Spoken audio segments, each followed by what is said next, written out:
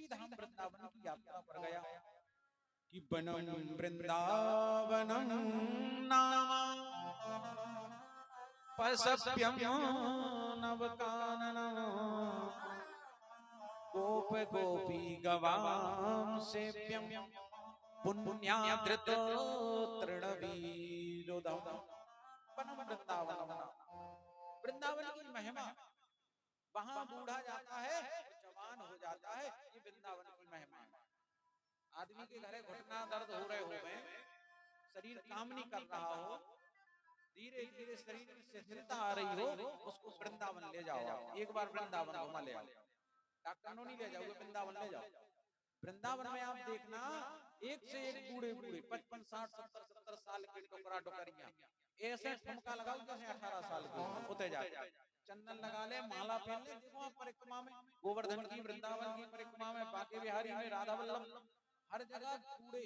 सबसे ज्यादा तुम्हें रसिया वहां मिलेंगे, सबसे ज्यादा आनंद लेते हैं।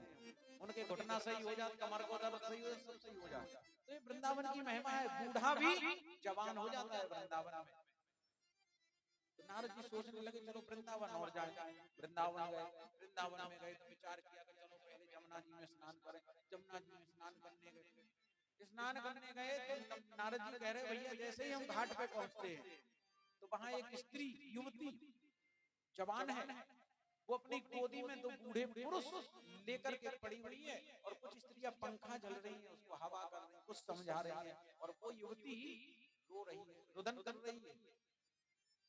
तो महाराज मेरे मन में विचार आया कि जाकर पूछें कि तुम क्यों रो रही, बताओ वृंदावन में कोई रोता है? वृंदावन में तो महाराज जमुना जी में जो स्नान करता और राधे राधे कहता उसको जीवन भर ही रोना नहीं चाहिए, वो रो ही नहीं पाता, फिर रोना भूल जाता है जो वृंदावन में जमुना स्नान करता है। और ये जमुना के घाट पे बैठी रो रही है, क्या बात है? मैंने विचार किया मैं जाऊं उससे पूछूं कि क्या बात है, काहे को रो रही है। तो विचार आया कि माता जी से पूछे काहे रो रही है। एक कदम आगे बढ़ाओ। कितना कदम? एक कदम आगे बढ़ाया, और जैसे ही एक कदम आगे बढ़ाया नारद जी कह रहे भैया एकदम से विचार आया मन में कि महिलाओं का काम होता है 1 मिनट में हंसना, 1 मिनट में रोना।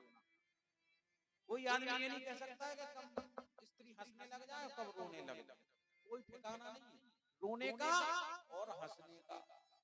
ब्रह्मा जी के जो वरदान है इनके पास, एक रोना और एक हंसना। नारद जी सोच रहे अब ये तो जी रो रही, और अगर हमने इनसे पूछी माता जी क्यों रो रही, तो अब हाल जी को चुप हो गए, हम यहाँ जवाब देवे तुम्हें मतलब, हम रोवे चाहे हंसवे चाहे गावे चाहे नचवे, तुम्हें क्या लेना देना, तू साधु है अपना काम कर, हम अपना काम कर। तो स्त्रियों का 1 मिनट में रोना, 1 मिनट में हंसना। ब्रह्मा जी ने वरदान, सुंदर दृष्टांत है, सुने। एक बार ब्रह्मा जी ने जब सृष्टि की रचना करी तो स्त्री पुरुष सब बनाए। तो एक दिन ब्रह्मा जी ने पुरुषों से कहा, स्त्रियों से कहा कि कुछ चीजें जो हैं, कुछ वस्तुएं हैं, वो आप लोग लेने आ जाओ। ब्रह्मलोक में है कुछ वस्तुएं शेष रह गई, तुम्हें देना भूल गए, वो ले जाओ। तो पुरुष जल्दी जल्दी तैयार हुए, जल्दी चले गए, समय नहीं लगा इन्हें, समय से ब्रह्मलोक पहुंचे। ब्रह्मा जी ने उन्हें जो कुछ वस्तुएं थी वो प्रदान करी, पुरुषों को प्रदान करी। पुरुषों को क्या दिया? बल, बुद्धि, विद्या, विवेक। बल, बुद्धि, विद्या, विवेक, 4 वस्तुएं थी, चारों दी। पुरुष वहां से विदा लेने लगे, स्त्रियां आ गई। ब्रह्मा जी बोले तुम क्यों आई हो? बोले महाराज आप ही ने बुलाया है, आप ही बोले थे कुछ वस्तुएं हैं तो देना है। ब्रह्मा जी बोले अब तो कुछ नहीं बचा, जो था वो पुरुष ले गए। बोले क्या ले गए? बोले बल, बुद्धि, विद्या, विवेक। स्त्रियां हाथ जोड़ के बोली कि भगवान आपने तो बहुत गलत किया हमारे साथ। अरे आए दिन हम महिलाओं पर अत्याचार होगा, पुरुषों में इतना बल, बुद्धि, विद्या, विवेक दे दिया तो आए दिन पुरुष समाज हम पे अत्याचार करेगा। आए दिन बताओ हम कहां जाएंगे फरियाद लेके? आपने सब उन्हें दे दिया, हमारा क्या होगा? हम अबलाएं हैं। ब्रह्मा जी ने विचार किया, बोले बात तो बिल्कुल ठीक है, रुक जाओ। देखा एक वस्तु निकाली और वो वस्तु स्त्रियों को दी। स्त्रियां बोली ये क्या है? बोले ये रोना। क्या है? बोले ये रोना। स्त्रियां बोली महाराज इसका मतलब? बोले इसका मतलब ये है कि जब तुम अपने पतियों के पास रोओगी और रो रो करके जो कहोगी वो तुम्हारी बात मान जाएंगे। उस समय उनका बल, उनकी बुद्धि, विद्या, विवेक सब नष्ट हो जाएगा। तो आज भी देखा तब घर भाई अगर रो के कह देवे कछु तो आदमी बाप मताई पे लट्ठ तोड़ दे। अगर रो रो के बाद अच्छी फबक फबक के कह देवे कि आज मम्मा मम्मी ने ऐसो, तुम्हारी पापा ने ऐसो, भैया आदमी लट्ठ डाले तो माँ बाप के खिलाफ, तो बुद्धि नष्ट हो जाती, विद्या, विवेक, बल सब आदमी को नष्ट हो जाता उस समय जब घर भाई रो रो के कहे। दूसरा, स्त्रियां बोली भगवान रोना तो दे दिया, लेकिन जैसे हमें कोई चीज चाहिए, कोई वस्तु चाहिए पुरुषों से, तो हम कैसे कहें, कैसे मांगे? क्या हम रो करके कहेंगे आज हमें सब्जी ला दो, आज हमें सजावट का सामान ला दो, आज साड़ी दिला दो, आज शॉपिंग करा दो, रो रो के कहेंगे क्या? तब ब्रह्मा जी बोले रुक जाओ। फिर देखा एक वस्तु निकाली, दे दी। स्त्रियां बोली ये क्या है? बोले हंसना, ये मुस्कुराना। बोले इससे क्या होगा? ब्रह्मा जी बोले सुनो, जब तुम अपने पतियों के पास में आंख में आंख मिला करके, नेत्रों से नेत्र मिला करके और मुस्कुरा कर हंस करके जो कहोगी और जो मांगोगी, उस समय तुम्हारे पति का बल, बुद्धि, विद्या, विवेक नष्ट हो जाएगा। आंख में आंख मिला के हंसना है केवल और मुस्कुरा के मांगना है, उस समय आदमी की बुद्धि बंद हो जाती है। और जो वक्त भली व्यवस्था नहीं हुई है, आदमी उधार कर्जा कर ले आए, लेकिन तो घर भाई की सब पूरी जरूर करे। अधिकांश देखो ये करवा चौथ पे देखो है? तो वो कहीं से ले आए बेचारो, लेकिन वो करवा चौथ पे घर भाई की इच्छा पूरी करत के नहीं, काहे के वो हंस के वो आदमी जाना था करवा चौथ है। बोलो वृंदावन बिहारी लाल की। तो नारद जी ने सोचा कि अगर मैं इनसे पूछूंगा कि क्यों रो रही हो तो ऐसा ना हो कि भड़क जाए। तो नारद जी कह रहे सनत कुमारों से, भैया हम लौटने लगे। एक कदम आगे बढ़ाया, दो कदम पीछे लिए, तो उस स्त्री ने देखा और उस स्त्री ने, उस युवती ने हमें पुकारा, आवाज लगाई, कह रही है कि भो भो साधु क्षणम तिष्ठ मच्चिंता मपिनाशय दर्शनम तव लोकस्य सर्वथा त्यहरम परम। हे साधु महाराज, हे महात्मा, रुक जाइए, ठहर जाइए, रुक जाइए थोड़ा। नारद जी दूर से ही बोले कितना रुक जाए? बोले क्षणम, एक क्षण। नारद जी दूर से ही बोले एक क्षण में क्या होगा? तो दूर से ही उन माता जी ने कहा एक क्षण संत का और अन्न का एक कण जीवन बदल देता है, जीने का पहलू बदल देता है, जीने का तरीका बदल देता है। संत का क्षण, अन्न का कण। इसलिए एक क्षण रुक जाओ। मच्चिंता विनाशय, आपके एक क्षण से हमारी चिंता का नाश हो जाएगा। दर्शनम तव लोकस्य सर्वथा त्यहरम परम। संतों के दर्शन से जीवन के पातक, जीवन के पाप नष्ट होते हैं। संत अनायास आ जाए, संत का आगमन हो और अनायास हो, ये बहुत बड़ी बात, बड़ी कृपा होती है। इसलिए बड़ा सुंदर भाव दिया है। अरे संतन के संग लागी रे वो तेरी बिगड़ी बनेगी। संतन के संग लागी रे तेरी बिगड़ी बनेगी। संतन के संग लागी रे तेरी बिगड़ी बनेगी। संतन के संग लागी रे तेरी बिगड़ी बनेगी। बिगड़ी बनेगी तेरी किस्मत खुलेगी। बिगड़ी बनेगी तेरी किस्मत बनेगी। किस्मत खुलेगी, बिगड़ी मन की तेरी किस्मत खुलेगी। जाग सके तो जाग रे, तेरी बिगड़ी बनेगी। संतन के संग लाग ले, तेरी अच्छी बनेगी।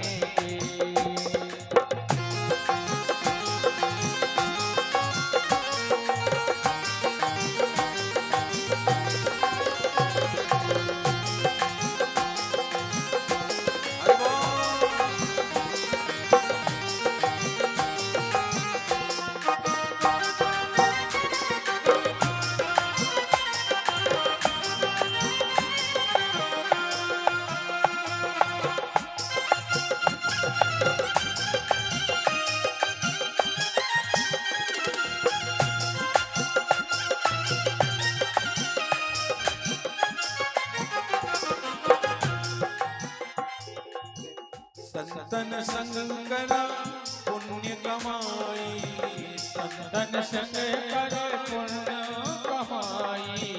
संतन संग करा पुण्य कमाई, संतन संग कर पुण्य कमाई। ओए तेरो बड़े भाग रे, ओए तेरो बड़े भाग रे, तेरी अच्छी बनेगी।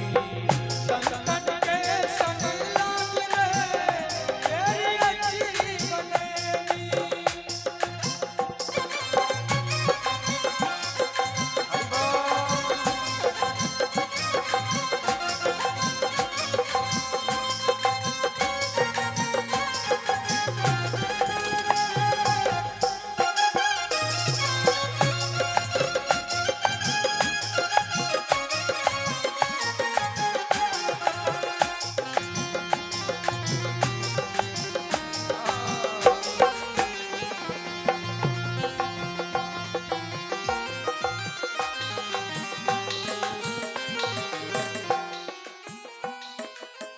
सुत बिद नार दीन आसाए, सुत विद नार दीन आशाएं। सुत बिद नार दीन आसाए, सुत विद नार दीन आशाएं। त्याग सके तो त्याग रे, त्याग सके तो त्याग रे, तेरी अच्छी बनेगी। संतन के संग लाग ले, तेरी अच्छी बनेगी। संतन के संग लाग ले, तेरी अच्छी बनेगी। बोले सदगुरुदेव भगवान की, ये सब संतन की। ये नारद जी एक क्षण नहीं लगाया और सीधे पहुंच गए उस युवती के पास, और उस युवती से पूछा, कौन हो तुम, कौन हो, और तुम्हारी गोद में ये दो पुरुष कौन पड़े हैं? ये तो बूढ़े हैं, तुम जवान हो। ये स्त्रियां कौन है जो पंखा झल रही हैं, तुम्हें समझा बुझा रही हैं, तो तुम रो क्यों रही हो? कौन हो, मुझे बताओ। तब वो स्त्री युवती बोली कि हे नारद, अहम भक्ति इति ख्याता।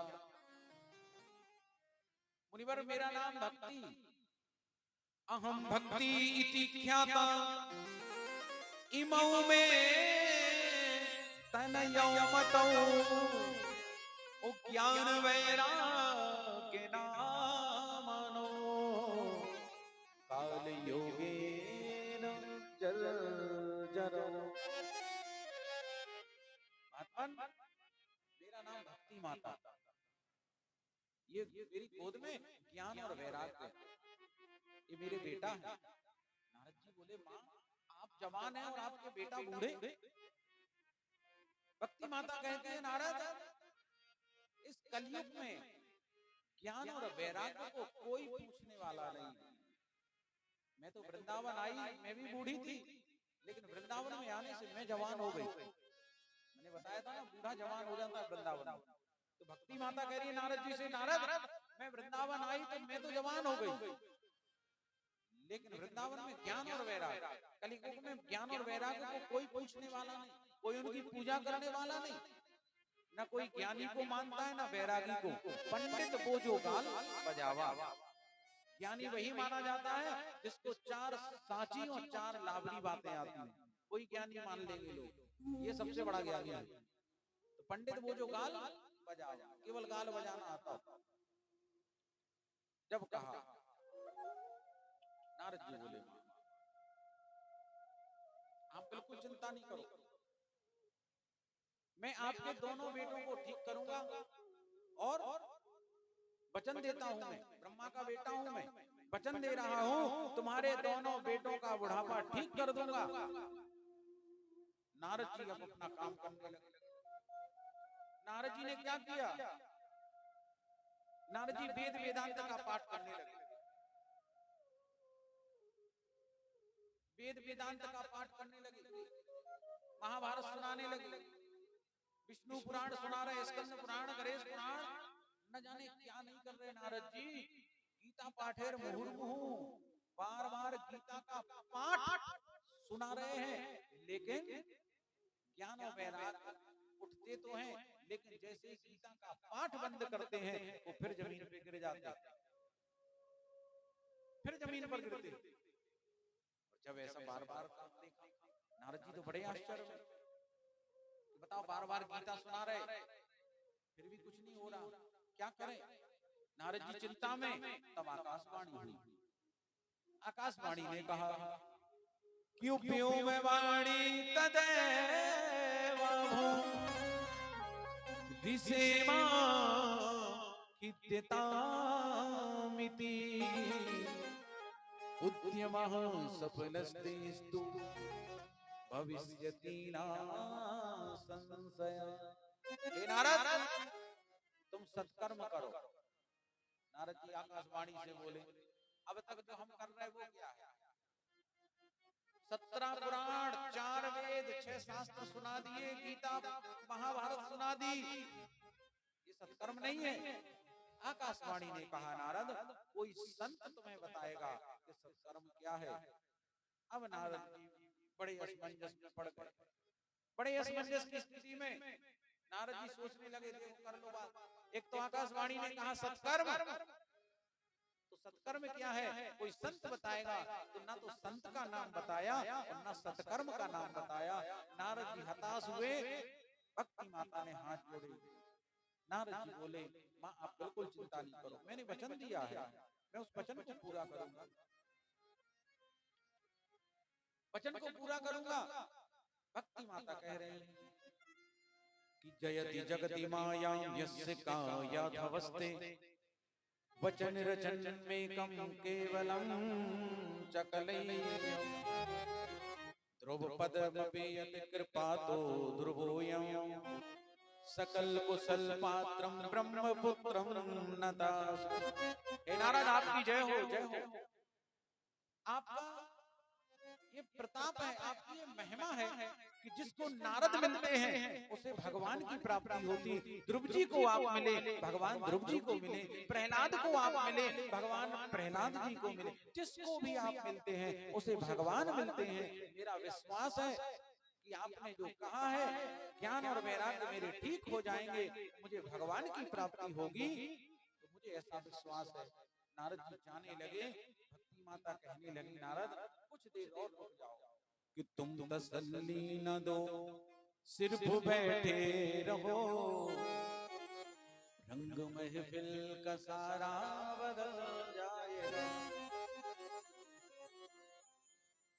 तुम तसल्ली न दो, सिर्फ बैठे रहो,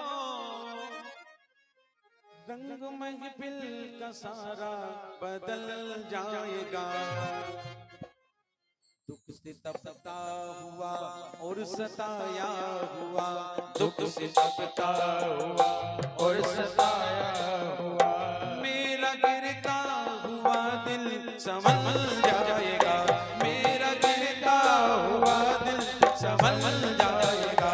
तुम तसल्ली न दो, सिर्फ बैठे रहो, तुम तसल्ली न दो, सिर्फ बैठे रहो, रंग महफिल का सारा बदल जाएगा, रंग महफिल का सारा बदल जाएगा।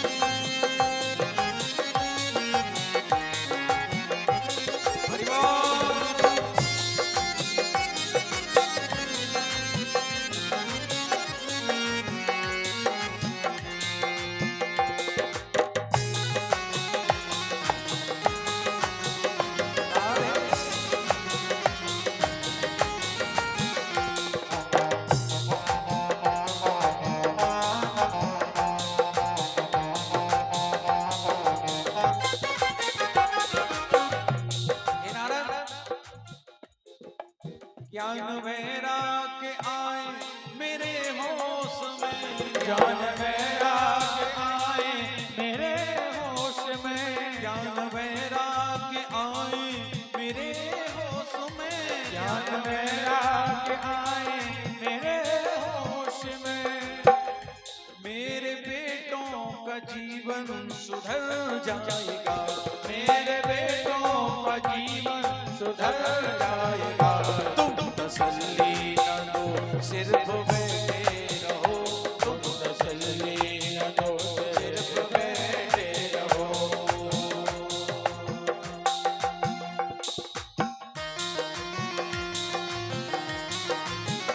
बाबा श्री राधा वल्लभ।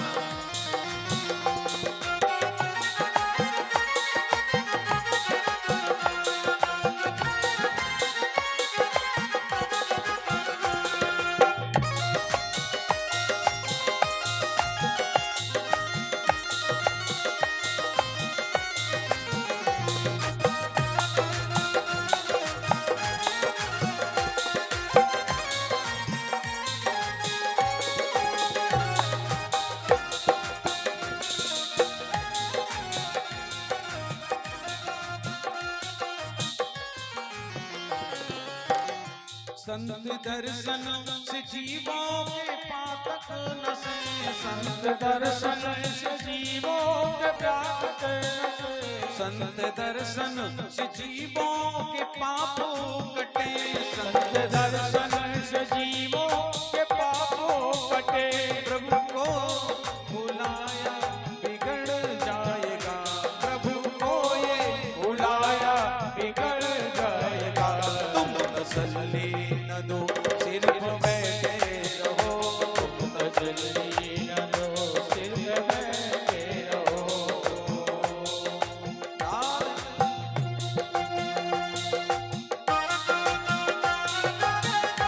हरि बोल।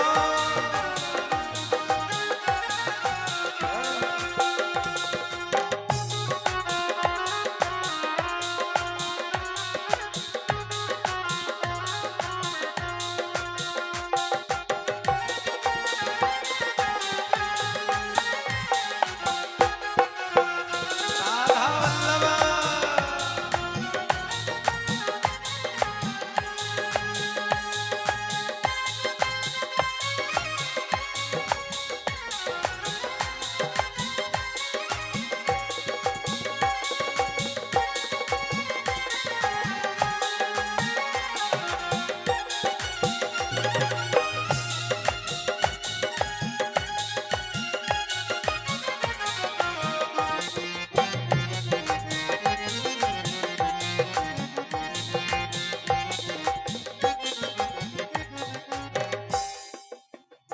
दुख से तड़पो मती, सुख में हर्षो मती, दुख में तड़पो मती, सुख में हर्षो मती।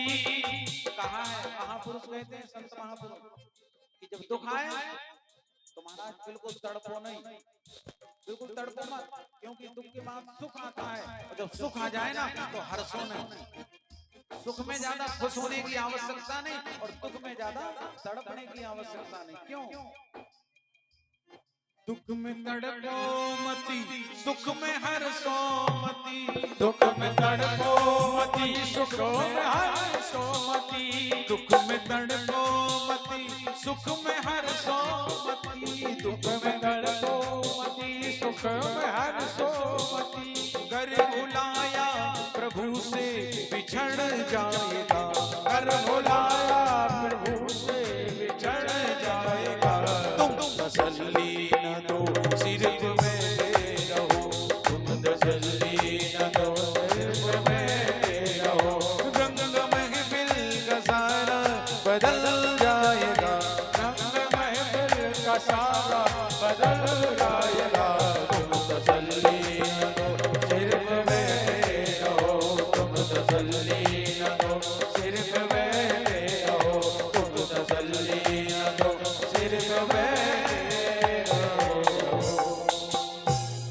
बोल बांकी बिहारी लाल की जय। कि संत समागम अरु हरि कथा तुलसी दुर्लभ गोय सुत तारा अरु लक्ष्मी पापी हूँ के हो। कहते हैं बाबा मानस में संत समागम यानी संतों का समागम भगवान की कथा, संतों का आना जाना घर में और भगवान की कथाएं, ये दोनों दुर्लभ हैं। भगवान की जिन पर अति कृपा होती है तब जाकर के संत आते हैं घर में, तब जाके भगवान की कथा घर में हो पाती है। तीन चीजें तो पापियों के यहाँ भी मिलेंगी आपको, सुत तारा अरु लक्ष्मी। पापियों के यहाँ तुम्हें बेटा मिलेगा, पापियों के यहाँ तुम्हें पत्नी मिलेगी, पापियों के यहाँ तुम्हें धन संपत्ति मिलेगी, लेकिन संतों का आगमन और भगवान की कथा पापियों के यहाँ नहीं मिलेगी। तो भगवान के जो भक्त हैं, जो पुण्यात्मा हैं, उनके यहाँ भगवान की कथा और संतों का समागम मिलेगा। तो नारद जी भक्ति माता को प्रणाम किया और कहा मां बिल्कुल चिंता ना करें, मैं आपके दोनों बेटा ज्ञान और वैराग्य को ठीक करूंगा। सनत कुमार कह रहे हैं सदा से प्यार, सदा से प्यार श्रीमद् भागवती कथा यस्या श्रवण मात्रेण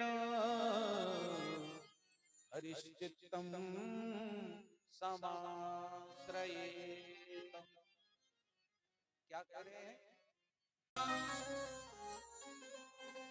यत्र भागवती वार्ता तत्र भक्त्यादिकं व्रजेत कथा शब्दं समाकर्ण्य